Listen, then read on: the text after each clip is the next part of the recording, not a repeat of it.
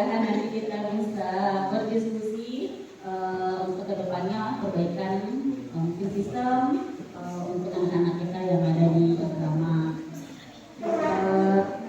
Terima kasih kepada semua.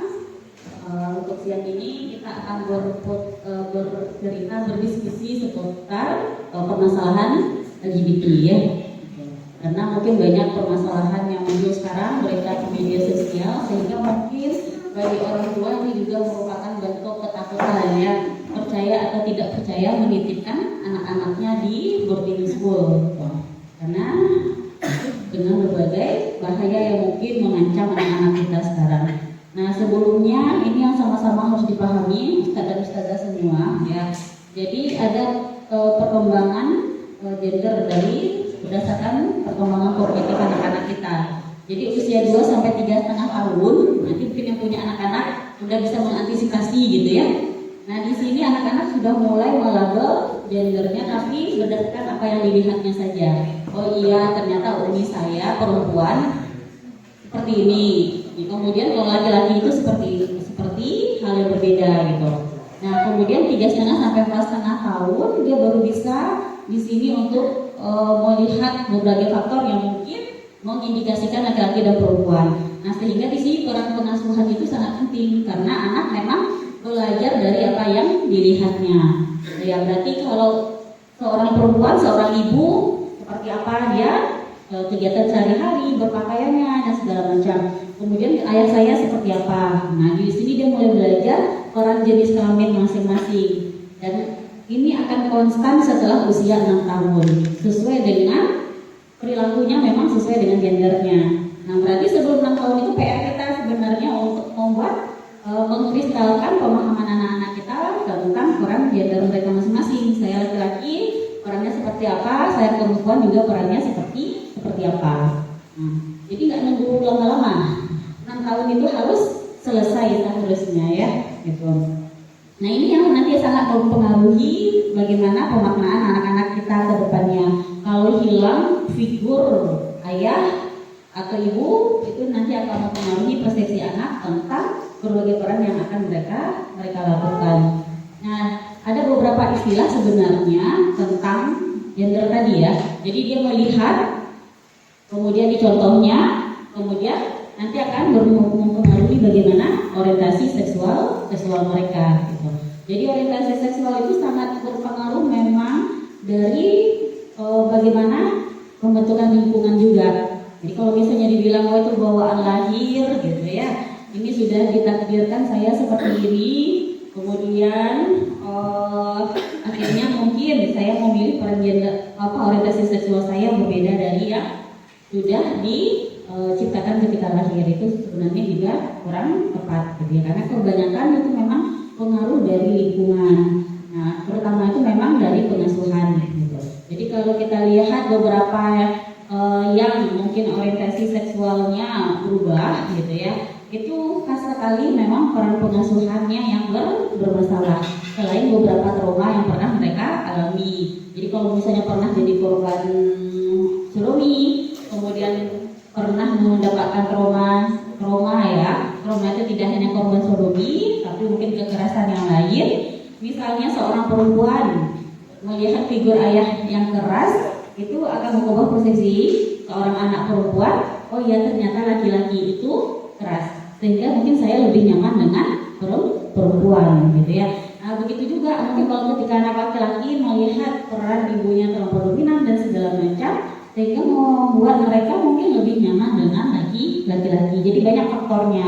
Kemudian kita temukan juga anak SMP yang akhirnya orientasi seksualnya berubah karena pernah menjadi korban bully waktu SD. Jadi bullynya terutama berhubungan dengan bully fisik. Wah, laki-laki masa badan kayak gitu ya. Nah, harusnya laki-laki itu badannya seperti ini dan segala macam. Terus dibilang kayak perempuan dan segala macam.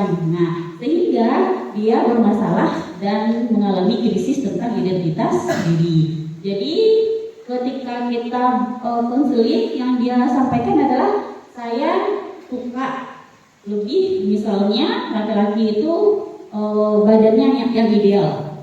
Jadi dia mempersepsikan adalah yang ideal itu ya memang seperti yang tidak dibully sama teman-temannya yang sebelumnya gitu. Nah sehingga ketika misalnya dia berhadapan dengan menemukan orang yang sesuai dengan kriterianya, menurutnya dia akan tertarik. Makanya di asrama memang harus ketat yang namanya cara berpakaian. Walaupun dibilangnya kemarin itu pakai singlet aja Bu, itu sudah menurut dia sudah tertarik gitu ya. Jadi hanya dengan pakai pakaian dalam. Maka tidak boleh memang di boarding school, terutama untuk anak-anak yang itu interaksinya sehari-hari, pakaiannya memang harus kita jaga. Pakai celana pendek aja Bu, itu sudah menarik bagi saya katanya ya. Gitu. Nah jadi memang nggak boleh. Kemudian apalagi ganti pakaian, walaupun dia ini kamar laki-laki sama laki-laki, perempuan sama perempuan gitu ya. Ganti pakaian memang tidak boleh di depan teman-teman mereka. Nah, jadi banyak sebenarnya mengapa akhirnya seksual orientasi seseorang itu bisa berubah gitu. Ini penyebab munculnya bisa karena harapan jenis kelamin. Dia dulunya pengen anak perempuan, anak laki-laki, tapi yang lahir anak perempuan. Jadi pakaian laki-laki, rambut dipotong pendek gitu ya. Atau yang lain. Nah tadi karena faktor kelekatan dengan orang tua. Kelekatan ini memang berhubungan dengan kebutuhan secara emosi. Jadi kalau kebutuhan secara emosinya tidak dapat, nah jadi ada juga anak yang SMP orientasi seksualnya hanya suka sama laki-laki, memang dia tidak bisa dekat sama ayah. Kalau melihat ayah dia ketakutan. Gitu. Sehingga apa? Keinginan dia untuk mendapatkan kasih sayang dari figur laki-laki dewasa dia dapatkan dari orang lain. Nah, yang memberikan dia rasa kasih sayang. Nah, sehingga dia ketika bercerita dia lebih memilih ke pasangannya itu adalah bapak-bapak. Dia lebih suka dengan bapak-bapak. Karena kebutuhan yang berhubungan dengan emosi itu yang tidak dapat dari ayah waktu kecil, gitu ya. Nah, kemudian ya kita di citra diri yang negatif seperti tadi ya, pernah korban bully, anak kecil saya tidak ideal seperti teman-teman saya yang lainnya. Nah, ini yang membuat penilaian negatif terhadap diri sendiri. Kemudian terbentuk juga identitas gender yang keliru gitu. Nah, trauma itu yang paling dominan juga, baik itu trauma karena korban pelecehan maupun trauma lainnya berhubungan dengan trauma pengasuhan. Nah, ternyata gaya hidup juga bisa menyebabkan munculnya. Ya. Jadi kan tidak mungkin mereka berkembang dengan menikah. Mungkin nggak Ustazah berkembang dengan menikah? Ya, nggak mungkin ya. Mereka tidak akan bisa bertambah jumlahnya dengan cara menikah gitu ya. Ya kan tidak akan melahirkan keturunan gitu. Nah jadi pendekatannya memang melalui pendekatan secara personal, diperhatikan. Nah awalnya biasa saja, apalagi kalau misalnya yang didekati itu memang dalam kondisi psikologis yang membutuhkan perhatian ya, didengarkan ceritanya selalu ada gitu, sehingga akhirnya menjurus ke hal-hal yang mungkin melanggar gitu. Nah kemudian juga nggak selamanya yang namanya suka sesama jenis itu ekspresinya secara misalnya bagaimana mengekspresikan diri itu seperti perempuan gitu ya. Karena banyak sekarang juga yang nggak mesti harus melambai ya, harus dia kita kategorikan bahwa ini sudah suka sesama jenis, sehingga malah banyak yang mungkin secara fisiknya mungkin menurut anak-anak sekarang ya body goal gitu ya, berotot dan segala macam, itu malah juga suka sesama jenis gitu. Kemudian penyebab muncul berikutnya media. Nah ini memang pengaruh dari media sosial, podcast ya nggak masalah saya mengungkapkan seperti apa diri saya, ini kan adalah hak asasi saya sebagai seorang manusia gitu ya, sehingga ini memang akan mempengaruhi pola pikir seseorang. Kemudian anak laki-laki yang tidak memiliki relasi dekat dengan ayah. Secara biologis sebenarnya belum bisa kita lihat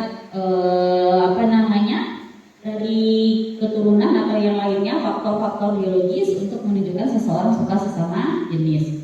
Nah kemudian tadi, jadi inilah mungkin kejadian-kejadian akhirnya mempengaruhi seseorang bisa menyebabkan trauma. Jadi kekerasan, penelantaran di dalam rumah tangga, kemudian juga KDRT gitu ya.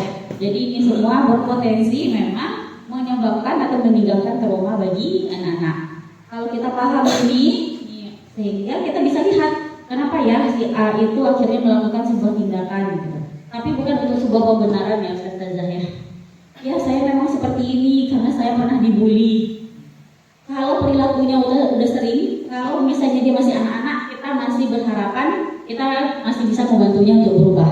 Tapi kalau sudah orang dewasa dan akhirnya seperti playing victim, saya seperti ini karena saya memang pernah jadi korban, saya seperti ini, sementara dia sudah dewasa ya, dan tidak perilakunya sudah berulang. Itu sulit sebenarnya untuk kita ubah, gitu ya. Jadi kalau udah dewasa dan perilakunya sudah sering muncul, itu harus diikat. Memang tegas harus diikat. Kalau misalnya kita lihat anak-anak yang punya permasalahan seperti ini, punya kecenderungan, gitu ya. Dari beberapa anak yang punya kecenderungan karena memang pengalaman traumanya, itu dorongan keinginannya untuk berubah sebenarnya sangat besar, gitu ya. Nah sehingga ada beberapa anak itu ketika yang konsul dibilangnya, Bu bisa nggak saya makan obat apa atau disuntik, habis itu saya ini bisa berubah, gitu ya. Karena ketika muncul dorongan itu sebenarnya dia sulit sekali untuk menahannya, gitu. Nah makanya pendekatan untuk anak-anak, apalagi anak-anak kita SMP, menjalin komunikasi dengan baik, mudah-mudahan kita banyak dapat data, gitu ya. Jadi jangan ketika dia misalnya cerita langsung dipotong, tapi lihat dulu parahnya itu sudah sampai keberapa. Kalau menurut dia melihat, kemudian beberapanya kan ada karena kecanduan pornografi ya, tadi belum disampaikan. Jadi beberapa juga penyebabnya ada karena pornografi. Jadi yang pornografi terpapar sejak kecil, kemudian menurut mereka setelah mereka memasuki usia remaja tidak tertarik lagi menonton laki-laki dengan perempuan. Menurut mereka tidak menarik, sehingga akhirnya mereka lebih tertarik menonton laki-laki dengan laki-laki. Nah jadi itu yang perlu kita gali. Kalau anak-anak kita mungkin, Bu ini Ustazah, Ustaz saya punya kecenderungan seperti ini. Gali perilakunya sedetail mungkin. Sampai sejauh mana? Satu, cuma melihat tapi masih bisa mengontrol, gitu ya. Terus ternyata dia juga terpapar pornografi, tapi ketika terpapar pornografi dia sudah sering nonton laki-laki dengan laki-laki. Itu berarti tingkatannya udah jadi lebih tinggi lagi ya. Kemudian kalau dia udah nonton, ternyata muncul perilaku seksual yang berisiko, gitu ya. Apakah dia melakukan masturbasi atau nani? Nah itu frekuensinya selama seminggu berapa kali? Kalau sudah seperti ini itu butuh penanganan oleh tenaga profesional, gitu ya. Karena sudah menimbulkan perilaku seksual yang itu tidak sehat bagi anak-anak. Nah, jadi kalau ustaz-ustazah menemukan anak-anak seperti itu, tolong digali lebih dalam. Kira-kira sudah sampai sejauh mana? Kalau sudah sampai pegang teman, kemudian juga melakukan kegiatan-kegiatan yang seperti tadi, gitu ya. Nah, ini berarti mungkin itu tingkatannya sudah cukup mengkhawatirkan gitu, sehingga perlu penanganan yang lebih spesifik. Nah, karena melihat sangat berisiko bagi mereka, sehingga kamar mandi pun harus kita setting dengan benar. Jangan kamar mandi itu di bawahnya masih terbuka. Ternyata dengan hanya melihat di bawah masih terbuka, terus ada air di bawahnya, itu mereka udah bisa membayangkan macam-macam, gitu ya. Kalau memang anak-anak kita mengalami risiko perilaku yang seperti ini, gitu. Jadi kamar mandi harus tertutup sampai bawah tertutup, gitu ya. Di atasnya juga harus tertutup sehingga nggak ada kemungkinan untuk melihat. Dia nggak mesti melihat langsung ya, Ustazah. Nah, kalau kamar mandi di bawah itu cuma separuh terbuka, kan ada air, ada bayangan, itu sudah menjadi stimulus bagi mereka gitu. Nah ini yang perlu kita perhatikan. Jadi kamar mandi harus tertutup rapat, kemudian juga hanya boleh satu orang dalam kamar mandi, dan mengganti pakaian tidak boleh. Misalnya dia di kamar mandi banyak, terus ada tempat ganti pakaian di luar, itu juga harus dihindari gitu ya. Jadi untuk kondisi sekarang, karena kita nggak tahu anak-anak yang masuk seperti apa, mungkin sudah terpapar pornografi, jadi memang harus ekstra ketat, gitu ya. Karena kan nggak bisa melihat ini sebelum masuk ke sini udah terpapar pornografi atau belum, gitu ya. Atau aktivitasnya yang ditonton apa aja. Nah, kalau kita tidak banyak mendapatkan data, berarti di dalam pengasuhan memang harus ketat. Nah, kalau yang nanti takutnya berisiko ustadznya, ya memang aturannya harus jelas. Tidak boleh yang namanya ustadz atau ustazah memanggil anak-anak di ruang privat sendirian. Ya, itu nggak boleh sebenarnya. Jadi masuk di kamar sendirian, satu-satu masuk manggil anak-anak ke kamar sendirian, itu mungkin harus jelas aturannya. Itu tidak boleh. Gitu. Apalagi misalnya membawa anak keluar. Karena dari beberapa, ya ada yang bawa ke kamar, kemudian kalau dia ngekos di luar, anak dibawa ke tempat kos, gitu ya. Yang namanya anak-anak kan nggak paham, karena menurut mereka mengikuti ustadznya, gitu ya. Nah tapi ternyata dengan dibawa keluar, akhirnya mungkin akan lebih mempermudah akses anak-anak kita menjadi korban. Gitu. Nah, jadi ini harus semakin dipertegas. Nah kemudian ini yang memang karena konten ya, gitu. Jadi banyak anak-anak yang akhirnya memang terdampak di sini. Nah, akhirnya beberapa yang sudah terdampak tadi itu memang sulit dalam mengontrol perilaku mereka, gitu. Nah, ini beberapa kriterianya. Jadi yang tertarik secara seksual sama jenis, kemudian kalau yang ketiga itu udah parah ya, ada dorongan untuk menghilangkan ciri-ciri biologis, itu sudah pada tingkatan kayaknya itu mungkin sedikit baru ya. Di sini, kalau di kota mungkin banyak, tapi kalau di sini mungkin sedikit, ya. Nah, ini tidak tertarik, malah menolak untuk melakukan hubungan seksual. Jadi, kalau sudah mendengar keluhan dari istri atau dari pasangannya tidak pernah melakukan hubungan seksual, itu sudah lampu merah, harus dicatat langsung ya, gitu ya. Jadi nggak ada namanya excuse, gitu. Nah sehingga ini juga harus diperhatikan untuk misalnya akhlak, gitu ya. Kalaupun misalnya punya pasangan terus tidak memberikan nafkah batin, itu bukan untuk ditunggu-tunggu lagi ya. Jadi itu sudah harus di-cut. Karena nggak ada yang namanya dengan berbagai alasan, oh ya saya capek, oh ya saya lagi sibuk, oh ya sibuk di asrama ngurusin anak, jadi pulangnya harus pagi-pagi, gitu ya. Sibuk dengan segala macam agenda dakwah sehingga pulangnya pagi-pagi. Kalau sudah menemukan kondisi seperti ini, ya jangan diam. Semakin diam, ya kejadiannya mungkin seperti yang banyak terjadi sekarang, gitu ya. Kita diam, mungkin akan ketahuannya berapa tahun kemudian, tapi sudah banyak korbannya. Jadi ini yang perlu diperhatikan untuk lebih sensitif untuk perilaku yang menurut kita itu tidak baik. Jadi kalau kondisinya seperti ini tidak usah memikirkan nanti saya malu, nanti orang tua saya malu, ya. Atau misalnya nanti juga ini aib, itu enggak aib lagi ya, yang membuat mungkin kita atau keluarga malu gitu. Ya itu memang harus di-cut langsung, jadi tidak bisa dibiarkan. Kalau menemukan staf, guru, ustadz atau anak-anak yang memang sudah mengakses konten pornografi, itu perlu pembinaan yang sangat ekstra, gitu ya. Karena apa? Ya resikonya lebih jauh lagi ke depannya. Nah, kemudian ya pikiran seksualnya atau aktivitasnya memang hanya tertuju kepada jenis kelamin atau dua jenis kelamin. Dia mau biseksual atau homoseksual, karena kan ada juga yang biseksual ya, bisa dengan laki-laki, bisa dengan perempuan. Untuk yang suka sesama jenis, dia tahu kok mana teman yang suka sama jenis ya. Ya itu sama aja. Mereka bisa membaca bahasa tubuh masing-masing gitu. Tidak perlu orang mengekspresikan, tapi mereka akan tahu sebenarnya. Sehingga ketika mungkin yang sudah profesional, yang sudah terbiasa ya melakukan secara profesional, melihat gerak tubuh yang seperti ini, mungkin dia akan sangat mudah mendekatinya, gitu ya. Sehingga yang biasanya mungkin masih bisa mengontrol, tidak mengekspresinya ke orang lain, didekati, akhirnya menjadi terbiasa muncul perilaku yang baru. Oke, nah ini sudah terjadi pada masa, ada beberapa yang muncul pada masa anak-anak ya. Nah ini dampaknya memang tidak tertarik sesuai dengan lawan jenis, dan ada beberapa yang membutuhkan masakan secara eksternal. Film yang berbau ya gay gitu ya, dalam hubungan suami istri. Nah ini perlu ibu-ibu ya. Kemudian menggunakan berbagai alat-alat yang lainnya.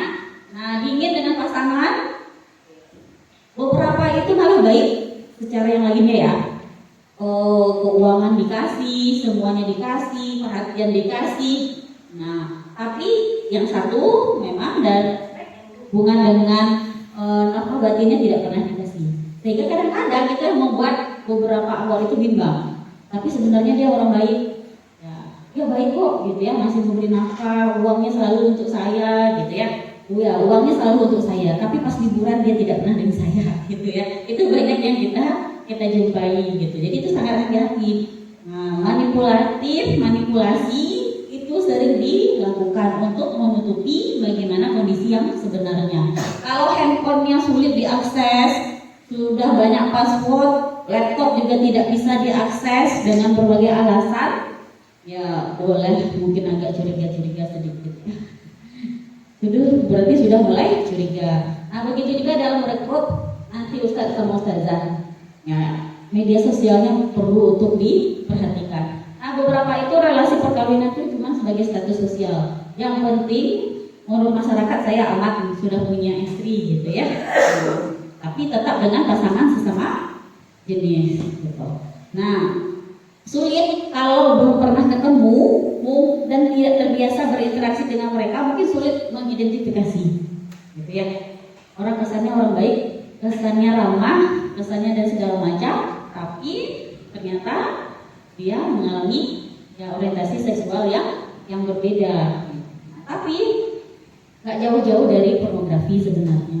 Kalau sekali-sekali boleh dilihat bagaimana konsumsi pornografi yang ada di lingkungannya gitu, karena itu dampaknya memang sangat berhubungan berbanding lurus gitu. Jadi kemudian media sosialnya jangan lupa juga dilihat.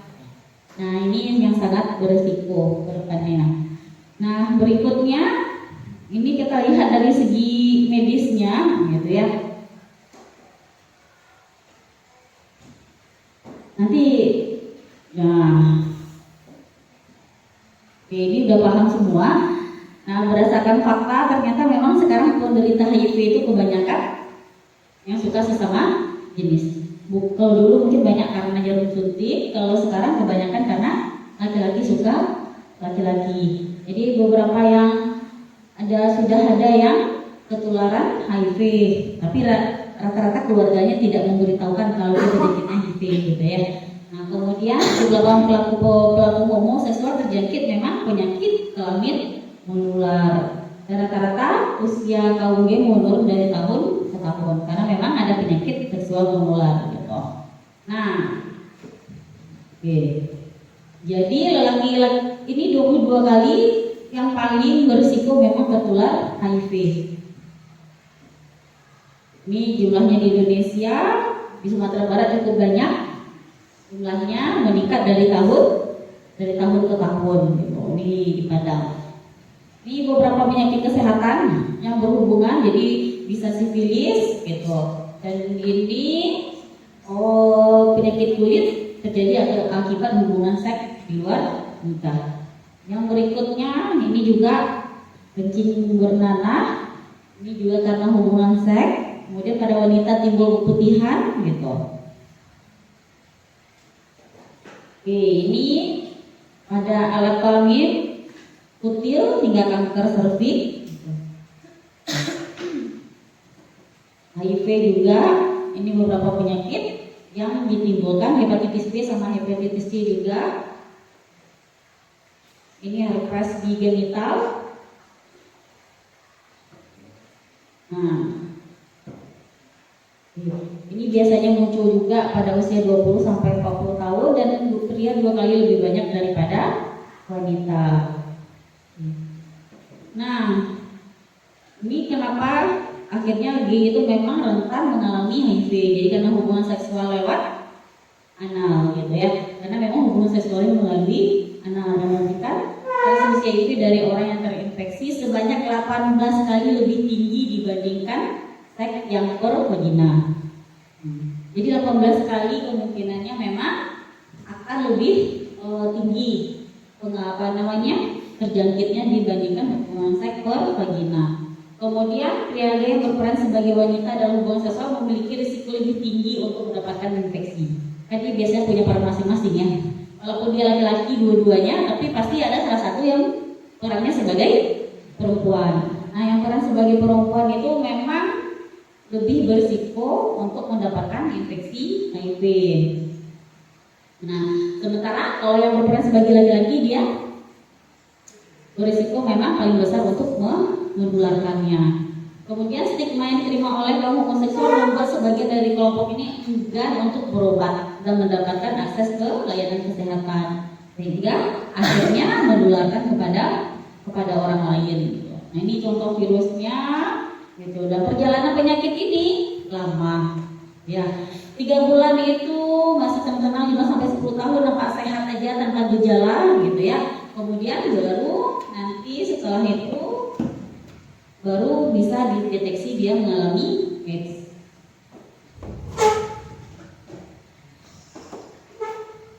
Nah, ini beberapa kasus ya. Jadi ada remaja terseret dalam lingkungan LGBT diajak teman menjadi korban, terbiasa menikmati mencari korban, akhirnya HIV. Nah, kemudian mahasiswa mendapatkan perilaku pelecehan seksual saat usia SMP, kemudian pengaruh dari gadget, dari pasangan sendiri, berganti-ganti pasangan, akhirnya HIV. Ya. Kemudian juga mahasiswa merasa berhutang budi dengan senior, menuruti apa saja permintaannya. Jadi nggak selamanya ya. Ini salah satu contohnya, yang pernah merasa berhutang budi dengan senior, menuruti apa saja permintaannya. Lalu kalau seniornya memang indikasi ya suka sesama jenis, akhirnya terbiasa mencari korban baru, mencoba pasangan yang lain. Jadi yang awalnya biasa-biasa aja, itu bisa ditularkan ya.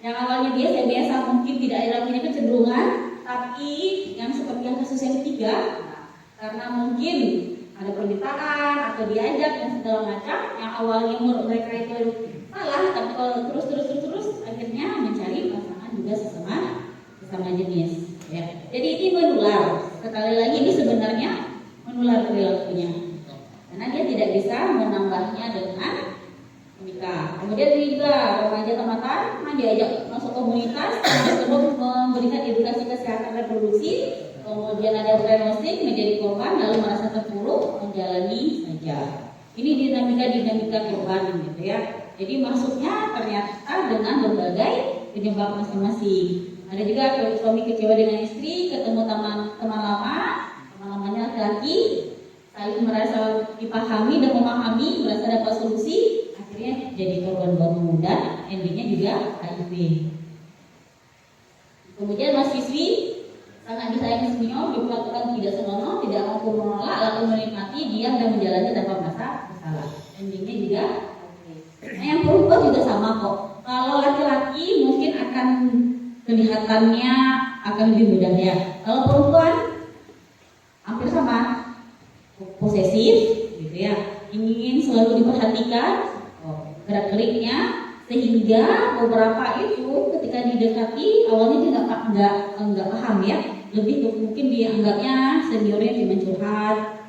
Tapi kalau misalnya udah memegang, kemudian ustazah ya, kalau misalnya dia cium kening, itu bukan hal yang biasa ya. Jadi itu perlu diantisipasi. Kalau kita kan cupik-cupik aja ya, gitu ya, kalau salaman gitu ya. Tapi mengakses hal-hal yang sebenarnya itu adalah ranah pribadi, itu sudah harus kita khawatir ya. Kita harus lebih waspada. Begitu juga misalnya yang laki-laki dipegang telinga, dipegang pundak, itu nggak biasa sebenarnya harus dipegang oleh laki-laki, gitu ya. Nah kalau udah ada yang melakukan kayak gitu, loh ini ada apa? Kita harus selalu bertanya, jangan aman, atau karena sungkan dibiarkan. Sungkan dibiarkan, ingat secara kondisi psikologis itu menjadi terbiasa. Ketika udah terbiasa dan menikmati, muncul perilaku baru. Jadi kalau misalnya ada muncul perilaku yang menurut kita itu tidak tepat, itu memang harus langsung di-cut. Jangan sampai karena sungkan akhirnya perilaku muncul berulang kali dan membentuk perilaku baru dalam diri kita ya. Jadi ini penting. Gak ada yang namanya abang angkat ya, dia kan abang angkat saya, jadi wajar aja misalnya minta pijit, itu nggak boleh ya. apalagi memasuki area-area yang sensitif gitu. Nah, jadi tidak ada untuk hal-hal yang mungkin menjurus ke perilakunya yang berisiko. Nah, kemudian bentuk-bentuk perilaku yang biasanya sering muncul ya tadi. Kalau misalnya dia lagi melakukan pendekatan misalnya laki-laki dengan laki-laki, selain memberikan perhatian gitu ya, kemudian muncul gerakan yang seperti tadi, kemudian biasanya dia lebih banyak mengontrol gitu ya. Nah, kalau ini gak boleh itu dan segala macam, jadi lebih banyak kepada arah posesif. Ini lebih sangat tenang pada perempuan ya. Walaupun dibilang pergi dengan senior, naik motor, tapi kan ada batasan gerakan yang nggak biasa ya. Nah, misalnya berpelukan, itu kan nggak boleh juga gitu antara misalnya walaupun dengan apa dalam satu motor gitu ya. Berpelukan, kalau pegang kayak gini mungkin masih biasa, tapi kalau misalnya sampai berpelukan, nah itu kita juga harus hati-hati. Diminta pelukan, pegang kuat-kuat gitu ya. Nah, ini kan nggak bisa. Jadi itu juga dia pegang kuat-kuatnya di pinggirnya aja ya, gitu ya. Ya, apalagi untuk perjalanan yang jangka panjang gitu. Nah, untuk kondisi saat sekarang karena mungkin kita nggak bisa melihat secara detail ini orangnya iya atau tidak gitu ya.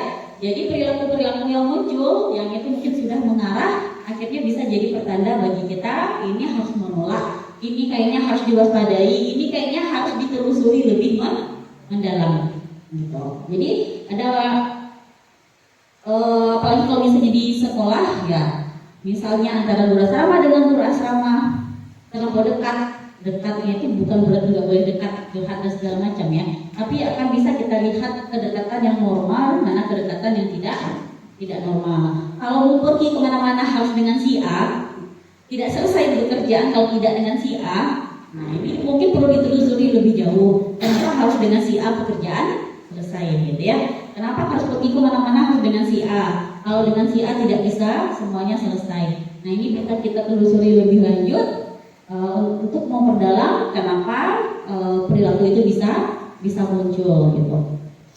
Oke.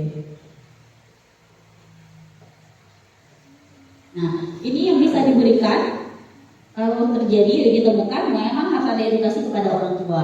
Orang tua harus tahu kondisi anaknya. Karena tidak bisa selesai kita di sekolah. Jadi harus disampaikan pada orang tua sehingga orang tua memang akan memberikan bantuan untuk anak-anak mereka. Nah, kemudian harus orang tua memang terlibat dalam penanganan dan orang tua membantu anak untuk mengenali identitas gender mereka masing-masing. Jadi edukasi ini penting. Dan pasangan suami istri terbuka dengan kondisi pasangan dan tidak mau menutupinya. Jadi kalau ada permasalahan lebih baik cepat segera bercerita daripada diam. Ya, jangan misalnya, oh ya tidak apa-apa, saya mungkin pernah mendengar suaminya pernah punya masalah, ya saya akan membantu untuk dia berubah. Kalau dia sudah pernah punya pasangan, terus tiba-tiba kita tampil sebagai pahlawan untuk merubah dia, itu pekerjaan yang sia-sia ya. Jadi yang penting diputuskan segera gitu. Tidak ada yang namanya solusi kalau misalnya dia punya kecenderungan terus menikah adalah solusi. Jadi itu belum kita temukan dari beberapa yang klien yang kita dampingi berubah karena menikah. Jadi menikah bukan solusi, tapi menambah masalah. Karena akan merugikan mungkin akhwatnya gitu. Ya dengan berbagai kondisi yang mungkin sudah dipaparkan seperti tadi. Nah, kemudian yang perlu juga kita lihat ya. Nah, teman di media sosial, teman media sosialnya siapa? Sering artisnya yang seperti apa? Atau mungkin orang-orang dengan bentuk tubuh tertentu gitu ya. Karena kalau dia suka sama jenis sama, pasti juga punya kriteria tertentu ya.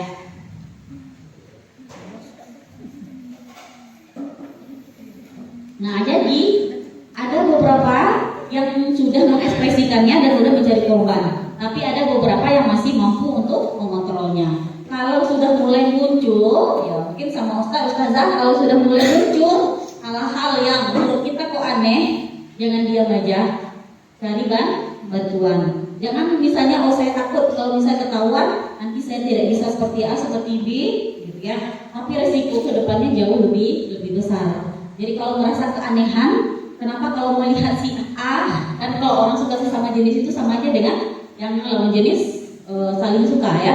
Pasti ada perasaan, ya ada kalau misalnya ketemu rasanya seperti apa gitu. Terus lebih sering memandang.